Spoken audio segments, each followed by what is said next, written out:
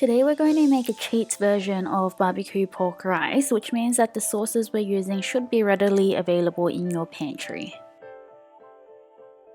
You can choose to marinate this overnight, or if you decide to make it on a day, it will taste perfectly fine as well without marinating.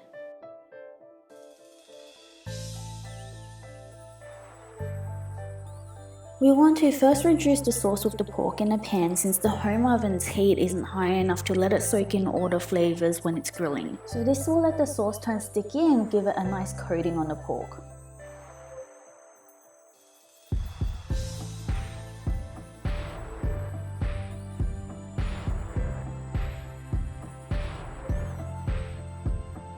Make sure you get the stove on a really high heat so that the sauce can get bubbling away and you don't actually cook too much of the meat.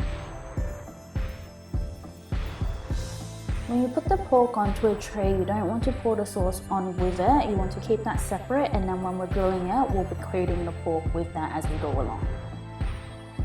So how long you cook your pork for will vary depending on how big a piece it is.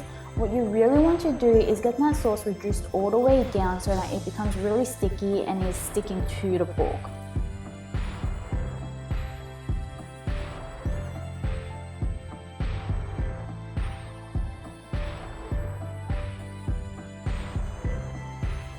If you don't have maltose syrup, you can use honey, but it will give it a slightly sweeter flavor profile. We're basically putting the maltose syrup on towards the last 10 minutes of the grilling process. Why we covered the pork with foil before was because there's sugars in the sauces, so we don't want to char the pork too early on. But now we want to use that last 10 minutes of cooking for it to give the maltose syrup a nice char like you would find when you go to the barbecue shop.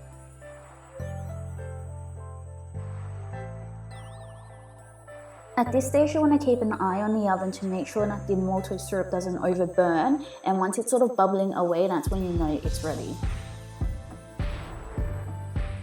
So when you order barbecue pork rice, you'll usually find a side of greens with it, so you can basically just use whatever type of vegetable you like. When you're frying your eggs, make sure that you have enough oil in your pan and that it's on a very high heat. That's what will give the egg a nice crisp around the edges.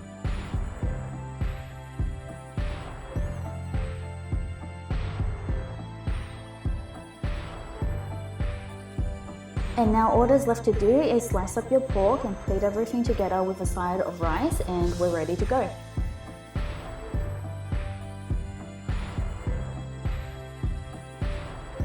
Thanks for watching, and please remember to like and subscribe.